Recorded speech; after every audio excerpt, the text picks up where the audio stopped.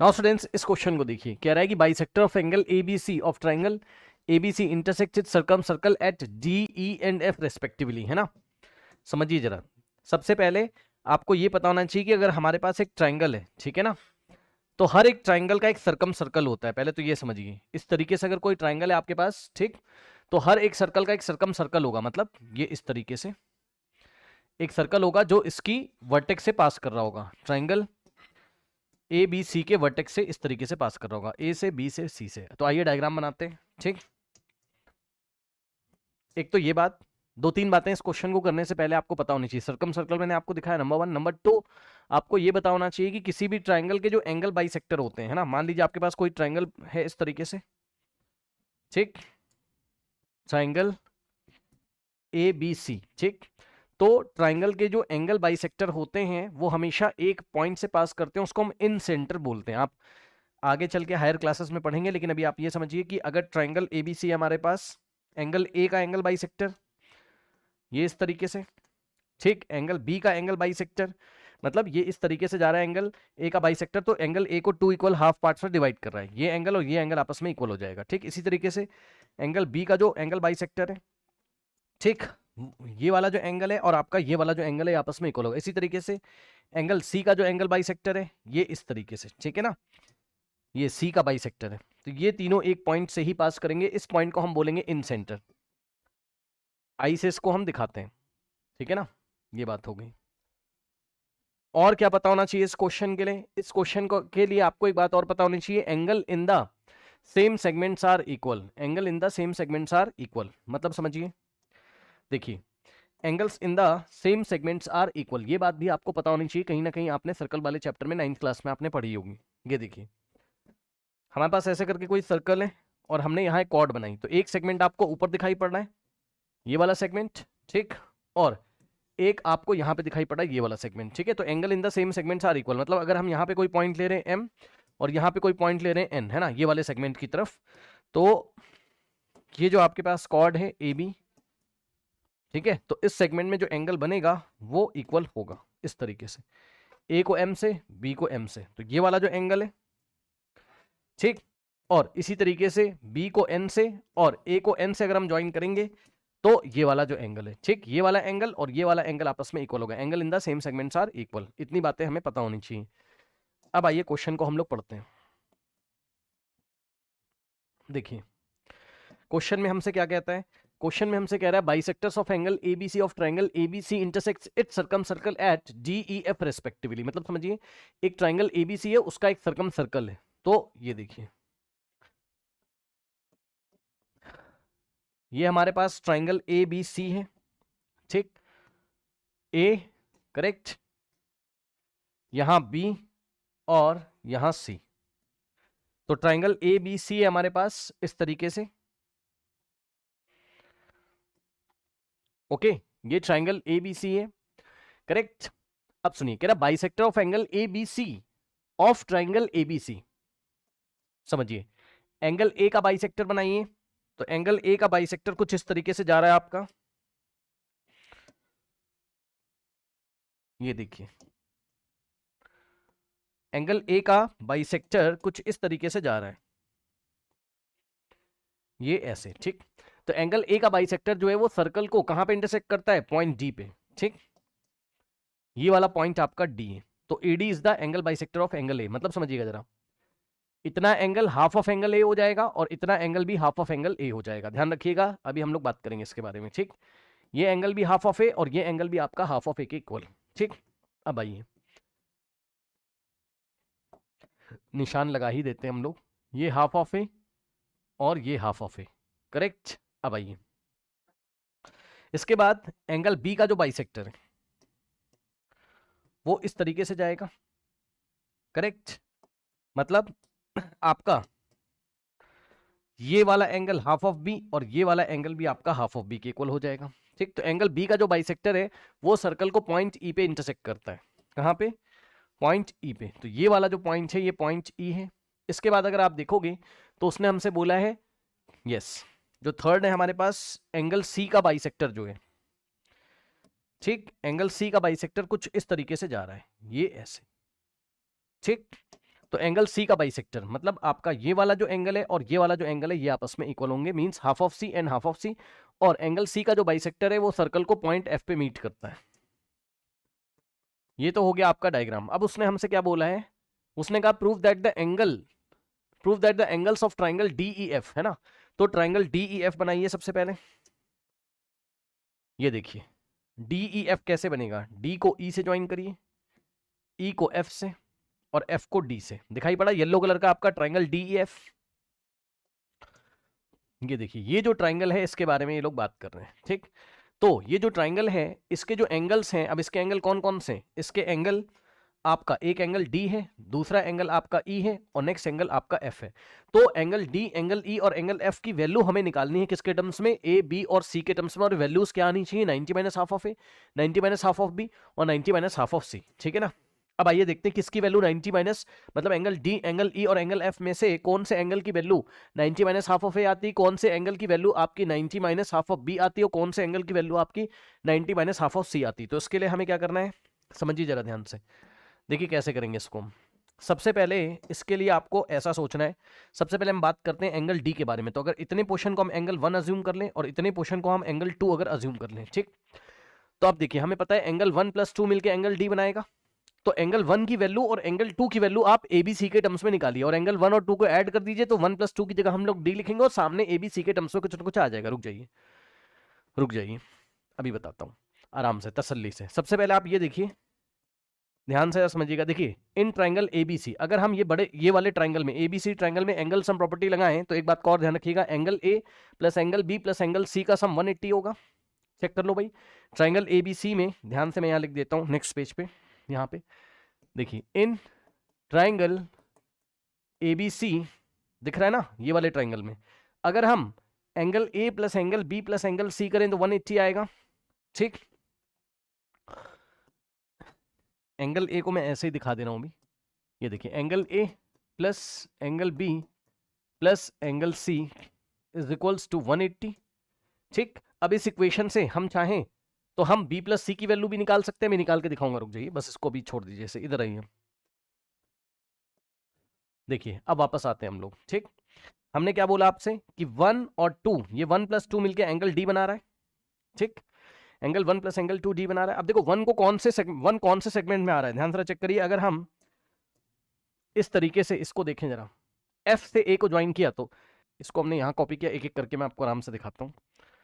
देखिए जरा ध्यान से, पिंक कलर से देखिएगा। ये देखिए एफ ए और ये देखिए एंगल 1 जो है आपका, ये देखिए एफ ए ने एक एंगल यहां बनाया और एफ ए ने एक एंगल यहां बनाया। तो ये इस तरीके से देखिए, सबको दिखाई पड़ा, जल्दी से बताइए। ये वाला जो एंगल है इतना, ये वाला इतना, मतलब ये वाला जो कि हाफ ऑफ कितना है, हाफ ऑफ सी, अभी बताया था हाफ ऑफ सी था। ये हाफ ऑफ सी और हाफ ऑफ सी था, है ना। ये आपका हाफ ऑफ सी और हाफ ऑफ सी था, याद है। अब आइए देखिए, तो इतना जो एंगल है आपका, इतना जो एंगल है ये है angle half of C, angle half of C, half of angle C, ठीक। अब सुनो भाई, ये जो एंगल बन रहा है हाफ ऑफ सी और जो एंगल 1 बन रहा है, angle in the same segment है, चेक करिए। Angles in the same segment are equal, तो एंगल 1 की जो वैल्यू होगी वो हाफ ऑफ एंगल सी के इक्वल होगी। यहां पे लिखिए जरा, angle 1 is equals to half of angle C, ठीक। ये हो गया। अब इसी तरीके से अगर आप देखोगे तो एंगल 2 को बनाने के लिए कौन जिम्मेदार है, देखिए इसको हमने फिर से कॉपी किया, यहां पर ही। अब देखिए फिर से पिंक कलर से देखिए, अगर हम अगर हम ए को ई से ज्वाइन करें तो angle in the same segments are equal. तो एक तो ये एंगल मिलेगा एंगल 2, ठीक, और आपको मिलेगा एक ये वाला एंगल। ये देखिए एक तो आपको ये वाला एंगल मिलेगा एंगल 2 और एक आपको ये वाला मिलेगा। देख लीजिए angle in the same segments are equal, ये वाला एंगल और ये वाला एंगल आपके इक्वल होंगे। इसका नाम है एंगल 2 और इतना हो जाएगा हाफ ऑफ, भाई ये पूरा बी था आपका तो हाफ ऑफ बी के इक्वल हो जाएगा। इतना हो जाएगा आपका क्या, हाफ ऑफ एंगल बी। तो angle 2 is equals to half of angle B, angles in the same segment. Okay, कौन सी थ्योरम से, angles in the same segment. तो देख लीजिए angle 2 is equals to half of angle B, angle 2 is equals to half of angle B, ये बन गई आपकी इक्वेशन नंबर 1 और ये बन गई इक्वेशन नंबर 2। उठा के ऐड कर दीजिए। कैसे ऐड करते हैं? लेफ्ट हैंड साइड को लेफ्ट हैंड साइड में, राइट हैंड साइड को राइट हैंड साइड में। तो अगर आप देखोगे एंगल 1 प्लस एंगल 2 हो जाएगा लेफ्ट हैंड साइड में, तो angle 1 plus angle 2 is equals to, अब इन दोनों को ऐड करेंगे तो half of C plus half of B, है ना। तो half of angle C plus half of angle B, half of angle B, ये आ गया भाई half of angle B, sorry half of angle C plus half of angle B. अब देखो इसको आप क्या लिख सकते हो, इसका एलसीएम अगर हम लोग लेंगे यहाँ पर देखिए 2 और 2 का एलसीएम 2, तो ऊपर तो आपका angle C plus angle B ही तो बचेगा। बहुत आराम से देख लीजिए भाई आप हाफ ऑफ सी और हाफ ऑफ बी को ऐड करोगे तो बी प्लस सी बाई 2 ही तो आएगा, angle B plus angle C by 2 ही तो आएगा। चेक कर लीजिए, इसमें कोई डाउट है बताइए भाई। अगर आप ऐसे ऐड करते X by 2 plus Y by 2 को आप क्या लिख सकते हो बताओ, X plus Y divided by 2 आप लिख सकते हो। तो यही तो है, एंगल सी बाई 2 लिखा है और ये एंगल बी बाई 2 लिखा है, तो angle B plus C by 2 ही तो लिख सकते हो आप इसको। और left hand side angle 1 plus 2 कितना हो गया, डायग्राम में देखिए जाके, एंगल 1 प्लस 2 की जगह आप एंगल डी लिख सकते हो। चेक कर लो भाई, एंगल डी लिख सकते हो आप एंगल 1 प्लस एंगल 2 की जगह। तो एंगल 1 प्लस एंगल 2 की जगह हमने एंगल डी लिख दिया, सही है। अब आप angle B plus C by 2 की जगह क्या लिख सकते हो, यहां से आइए, एंगल बी प्लस सी की वैल्यू निकालिए जरा। Angle B plus angle C की वैल्यू निकालोगे तो ये वन आपका जाएगा राइट हैंड साइड में, तो 180 माइनस भाई ये प्लस ए है, उधर जाएगा तो माइनस ए हो जाएगा, माइनस एंगल ए हो जाएगा, ठीक, नेगेटिव। अब बी प्लस सी बाई 2 हमें निकालना है, ठीक। या आप एक काम करें, आप बी प्लस सी की वैल्यू रख दीजिए या B plus C by 2 direct निकाल लीजिए। इसके लिए आप बोथ साइड 2 से डिवाइड कर दीजिए। यहां पे देखिए हमें angle B plus C by 2 A के टर्म्स में लेके आना है, क्यों? क्योंकि हमें ऐसा कुछ दिखाई पड़ रहा है, भी देखते हैं, इधर आइए। तो हमने क्या किया, देखिए किसी भी इक्वेशन में अगर आप बोथ साइड 2 से डिवाइड करोगे तो कोई फर्क नहीं पड़ता है ना। तो हमने क्या किया, लेफ्ट हैंड साइड भी 2 से डिवाइड किया और राइट हैंड साइड भी 2 से डिवाइड किया। इस इक्वेशन में हमने बोथ साइड 2 से डिवाइड कर दिया, लेफ्ट हैंड साइड भी राइट हैंड साइड भी। अब यहां से अगर आप देखोगे तो angle B plus angle C by 2 is equals to, अब इसको 2 पार्ट्स में स्प्लिट कर लीजिए। जिसको नहीं पता ध्यान से सुन लीजिए, डायरेक्ट मत काट दीजिएगा। पहले हम इसको लिखेंगे 180 बाई 2, मतलब ये 2 जो 180 के नीचे भी जाएगा और माइनस करके एंगल ए के नीचे भी ये जाएगा, ये इस तरीके से, क्योंकि एलसीएम लोगे 2 और 2 का वापस ऐसा ही आ जाएगा। तो इसको हमने 2 पार्ट्स में स्प्लिट कर लिया, 180 by 2 minus angle A by 2, ठीक। अब सॉल्व करिए, 2 1 जा और यहाँ पे आएगा 90, तो यहाँ से आ जाएगा angle B plus angle C by 2 is equals to 90 minus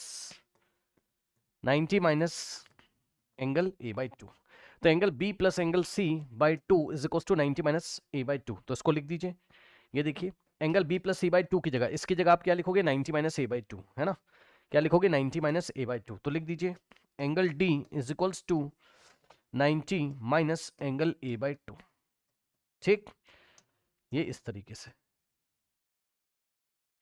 तो हमने एक रिजल्ट तो प्रूफ कर दिया। उसने हमसे क्या बोला था कि ट्रायंगल डी ई एफ के जो एंगल्स हैं, यानी कि एंगल डी के बारे में बात कर रहा था, ई के बारे में बात कर रहा था, एफ के बारे में बात कर रहा था, उनमें से एक एक वैल्यू कितनी आनी चाहिए, किसी की वैल्यू 90 माइनस हाफ ए आनी चाहिए। एंगल डी ई और एफ में से किसी एंगल की वैल्यू 90 माइनस हाफ ए आनी चाहिए, है ना। ये देखिए एंगल ए बाई 2 का मतलब ही हो गया half of angle A, okay.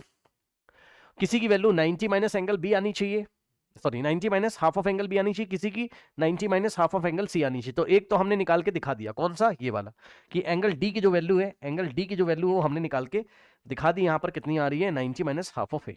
अब आइए हम लोग एंगल ई की वैल्यू निकालते हैं इसकी, ठीक है। तो इसके लिए हम क्या करेंगे, देखिए हम एक काम कर लेते हैं, यहाँ पर हम लिख लेते हैं अपना रिजल्ट, नहीं तो हम लोग भूल जाएंगे कि हम क्या लेके आए। देखिए एंगल डी हमने लेके आ गए कितना, 90 माइनस हाफ ऑफ एंगल ए, या एंगल ए बाई 2, या आप इसको ऐसे भी लिख सकते हो, हाफ ऑफ एंगल ए। अब देखिए नेक्स्ट, अब इसी अप्रोच को देखते हुए जैसे हमने यहां का नाम रखा था एंगल 1 एंड एंगल 2, अब देखिए एंगल ई को बनाने के लिए कौन कौन जिम्मेदार है।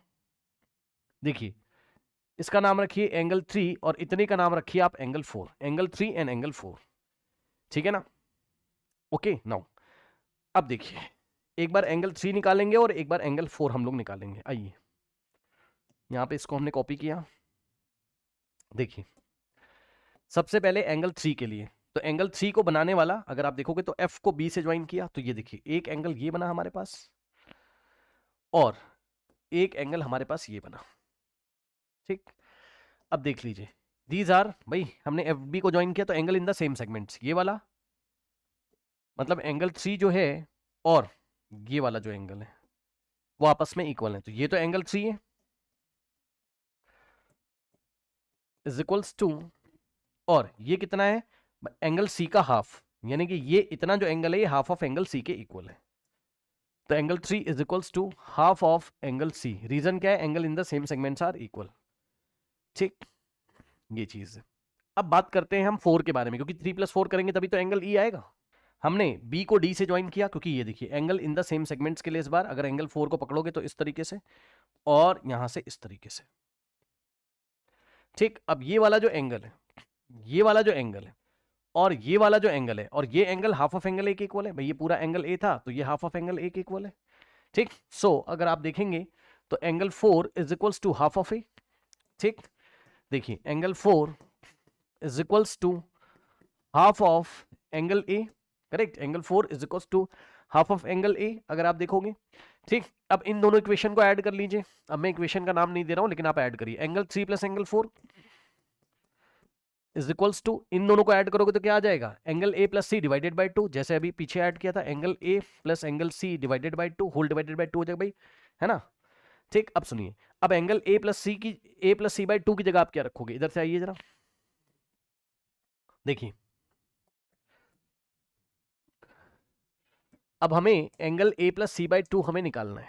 ठीक, तो देखिए एंगल बी को आप इधर ही रखेंगे, सॉरी हमें एंगल ए प्लस सी को इधर ही रखना है और एंगल बी को उधर भेज देना है। तो आएगा angle A plus angle C is equals to 180 minus angle B. अब dividing by 2 on both side 2 से डिवाइड लगा दीजिए, तो इधर भी 2 से और इधर भी अगर आप 2 से डिवाइड लगाएंगे तो angle A plus angle C by 2 की जो वैल्यू आएगी, अब इसको 2 पार्ट्स में स्प्लिट करिए, 180 बाई 2 कितना हो जाएगा 90 और माइनस एंगल बी बाई 2। ठीक, तो बस ये हो गया। तो angle A plus angle C by 2 की जगह 90 माइनस हाफ ऑफ, इसको आप क्या लिख सकते हो, 90 minus half of B, half of angle B. ठीक, तो अगर आप देखेंगे तो angle A plus C by 2 की जगह 90 माइनस हाफ ऑफ बी। ठीक, देखिए ए प्लस सी बाई 2 की जगह क्या लिखेंगे हम, 90 minus half of B. Okay, आइए तो एंगल 3+4 की जगह, एंगल 3+4 की जगह एंगल ई लिखेंगे, तो इसकी जगह हमने लिखा एंगल ई। 3+4 एंगल ई के इक्वल है, और is equals to A plus C by 2 किसके इक्वल है, A plus C by 2 90 minus half of B के इक्वल है। ठीक, तो ये आ गया हमारे पास 90 minus half of angle B के इक्वल। ठीक, तो हमने दूसरा रिजल्ट भी निकाल लिया, ये वाला 90 माइनस हाफ ऑफ बी किसके इक्वल है, एंगल ई के इक्वल है। नोट कर लेते हैं कहीं पर कि angle E is equals to 90 minus half of angle B, ये इस तरीके से। अब बस हमें एंगल एफ की वैल्यू निकालनी और वो कितनी आनी चाहिए, 90 माइनस हाफ ऑफ सी। तो अभी निकालते हैं भाई, चलिए बस हमें करते चले जाना है ना। हमें दो एंगल पकड़ने हैं, पहले 1+2 पकड़ना है, फिर 3+4 पकड़ना है, फिर एक बार और आप वीडियो देखेंगे इसको तब आपको समझ में आएगा मैं क्या कर रहा हूं। देखिए अब आइए, अब आप अगर ध्यान देंगे तो एंगल एफ को बनाने के लिए कौन कौन से एंगल जिम्मेदार हैं, तो इसका हमने नाम रख दिया एंगल 5 प्लस एंगल 6। ये देखिए ये एंगल 5 हो गया, ठीक, ये वाला हो गया एंगल 5 और ये वाला हो गया एंगल 6 आप।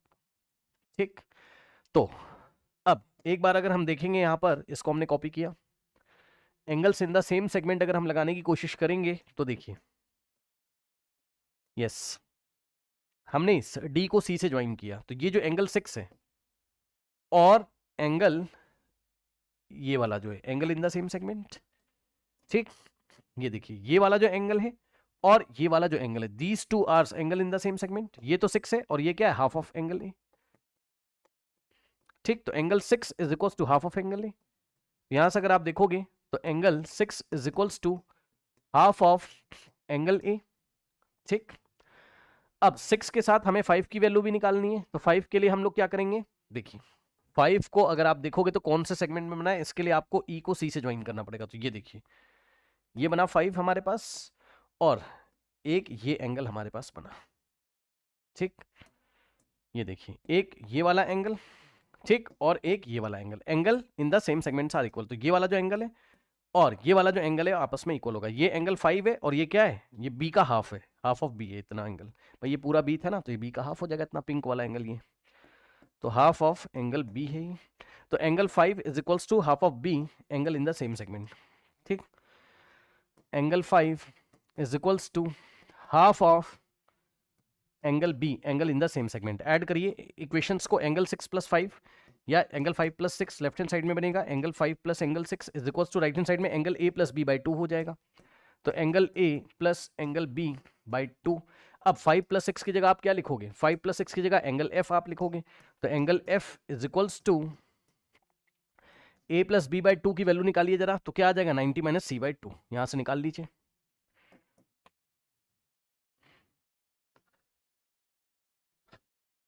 ए प्लस बी बाई 2 आप कैसे निकालोगे, देखिए सी को हम लोग इधर भेज देंगे ये इस तरीके से, तो यहां से आएगा angle A plus angle B is equals to 180 minus angle C, and इधर भी 2 से डिवाइड तो इधर भी 2 से डिवाइड, तो ये 2 पार्ट्स में स्प्लिट करोगे 180 बाई 2 होगा 90, और माइनस सी बाई 2 का मतलब हो गया हाफ ऑफ एंगल सी। ठीक, हाफ ऑफ एंगल सी। तो ए प्लस बी बाई 2 की जगह आप क्या रखेंगे, ए प्लस बी बाई 2 की जगह 90 minus half of C. Okay, तो ध्यान से चेक करिए, ए प्लस बी बाई 2 की जगह हम लोग क्या करेंगे, यहाँ पर ए प्लस बी बाई 2 की जगह हम लोग 90 माइनस हाफ ऑफ सी हम लोग रखेंगे। ठीक, तो इसकी जगह रखा हम लोग ने 90 minus half of angle C, ये इस तरीके से। तो बस एक ये रिजल्ट आ गया हमारे पास, एंगल डी एंगल ई, और एक ये वाला रिजल्ट हमारे पास आ गया, angle F is equals to 90 minus half of C, और यही हमें प्रूफ करना था। ठीक है, चलिए बढ़ते हैं हम लोग नेक्स्ट क्वेश्चन की तरफ।